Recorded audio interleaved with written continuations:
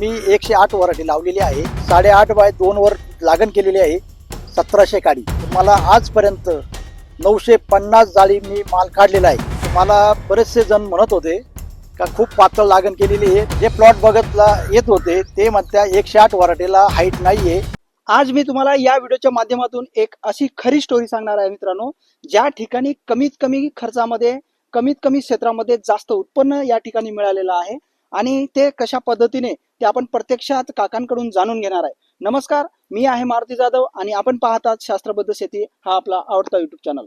काका नमस्कार. नमस्कार नमस्कार शेतकरी बांधवांनो, मी गुलाब बाबूराव जाधव सोनजाम. माझा मोबाईल नंबर 99 21 57 63 68. मी 108 व्हरायटी लावलेली आहे. 25 गुंठेच्या क्षेत्रामध्ये 2 बाय मी 8.5 वर लागण केलेली आहे आणि 1700 काडी लावलेली. मी 1700 काडीमध्ये 950 कॅरेट मी माल काढलेला आहे. आजपर्यंत 250 कॅरेट निघतील एवढा माल आज पण आहे. फुलकळी व्यवस्थित आहे, शेंडा पण चालू आहे, फळ साईजला काही अडचण नाही आहे आणि आता दुरीचा माल व्यवस्थित लागलेला आहे. सेटिंग चांगली आहे, फळ क्रिया जास्त आहे, चांगली आहे, काही अडचण नाही. आणि पहिल्या मालासारखाच आता दुरीचा पण माल व्यवस्थित झालेला आहे. सरांच्या शेड्यूल प्रमाणे चाललोय तर कुठलाच काही प्रॉब्लेम नाही प्लॉटला. लागण केल्यानंतर तर मला बरेचसे जण म्हणत होते का खूप पातळ लागण केलेली आहे, बेनिफिट भेटणार नाही, माल जास्त निघणार नाही. पण जाधव सरांच्या मार्गदर्शनानं मला आजपर्यंत 950 जाळी मी माल काढलेला आहे. आजपर्यंत मी 4 बांधणी केलेली आहे आणि आज पण माझ्या पिकामध्ये तांबाटीला भरपूर फळ आहे शिल्लक. तरी आज माझ्याकडे 250 कॅरेटचा माल आहे. तर माझ्या मित्र कंपनी, माझे नातेवाईक जे प्लॉट बघतला येत होते ते म्हणत्या 108 व्हरायटीला हाईट नाहीये.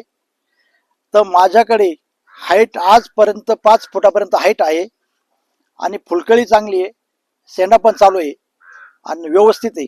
बाकी मला कुठलाच प्रॉब्लेम आलेला नाही आहे, व्यवस्थित प्लॉट आहे माझा. आज माझे 22 तोडे झालेले आहे.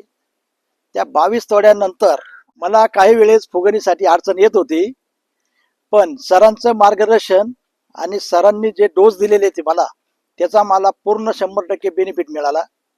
कुठलंच काही प्रॉब्लेम आला नाही. आज मते मी 950 कॅरेट काढलेले आहे. तरी सरासरी दर बघता 225चा दर पकडला तरी मला 2,13,000 रुपयाचं उत्पन्न आज मला मिळालेले आहे आणि खर्च माझा झालेला आहे 65,000 रुपये. आणि शिवाय माझी रूटची नाही आहे, 1 रूटची हुंडी लावलेली मी. ज्या वेळेस माझा प्लॉट चालू झाला तर मी पहिल्या खोड्यापासनं तर आज 22 खोड्यापर्यंत मी पूर्ण लिखाण केलेलं आहे. कॅरेटची संख्या, भावाची संख्या आणि पेमेंट झालेलं किती हे तुम्हाला प्रत्यक्ष मी दाखवतोय. आणि खर्च पण माझा झालेला आहे 65,000 रुपये, तो पण मी लिहून ठेवलेला आहे, त्याची काही प्रॉब्लेम नाही आहे. तर सरांनी मला 10 शेड्यूल दिलेले आहे, ते शेड्यूल पण मी तुम्हाला दाखवतोय. कुठलेच कोणत्याच शेड्यूलमध्ये काहीच प्रॉब्लेम आलेला नाही आहे, एकदम व्यवस्थित झालेलं आहे. असे तुम्हाला किती शेड्यूल मिळालेले काका? आतापर्यंत मला 10 शेड्यूल मिळालेले. अच्छा, हो. काही वेळेस 15 दिवसाला, काही वेळेस 10 दिवसाला, काही वेळेस 10 दिवसानं, काही वेळेस 15 दिवसानं. अच्छा, पण मग पूर्ण मी शेड्यूल तुमचं फॉलो केलेलं आहे सरांचं. हो हो. एकदम मला 100% रिझल्ट मिळालेला आहे. आणि शेड्यूल 1 बाय 1 करून दाखवू शकता तुम्ही, बघू शकता शेतकरी बांधवांनो. हे शेड्यूल अशा पद्धतीने सरांनी दिलेले देत होतो आणि खरं म्हणजे मला खूप आनंद होतो या ठिकाणी की आपले शेतकरी बांधव ज्यांनी शेड्यूल कशा पद्धतीने त्याचा रिझल्ट येतोय, कशा पद्धतीने किती खर्चाला जातोय, ह्या सगळ्या गोष्टीची नोंदणी म्हणून यांनी करून ठेवलेलं आहे.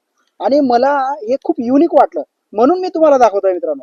कारण काय माहित आहे का, अनेक शेतकऱ्यांना मी वेगवेगळ्या पद्धतीने शेड्यूल प्रोव्हाइड करत असतो, परंतु या ठिकाणी यांनी ज्या पद्धतीने त्याची जोपासना केलेली आहे ते खरंच मला युनिक वाटलेलं आहे. आणि त्यामुळेच आज अशा पद्धतीने 10 शेड्यूल जे मी त्यांना प्रोव्हाइड केलेलं होतं, हे 10ला 10 शेड्यूल त्यांनी या ठिकाणी त्याला जपून ठेवलेला आहे मित्रांनो. तर खरंच याचा मला आनंद आहे. म्हणून जो काही रिझल्ट आज या ठिकाणी काकांना मिळालेला आहे त्याबद्दल मी खूप आनंदी आहे. आणि त्यांनी मला आवर्जून सांगितलं की या पद्धतीने मला बेनिफिट झालेला आहे. जेव्हा शेतकऱ्याला समाधान मिळतो त्यावेळेस खरंच तो सॅटिस्फॅक्शन माझ्यासाठी सुद्धा तेवढाच आनंदाचा असतो. सरांचं शेड्यूल एकच नंबर आहे.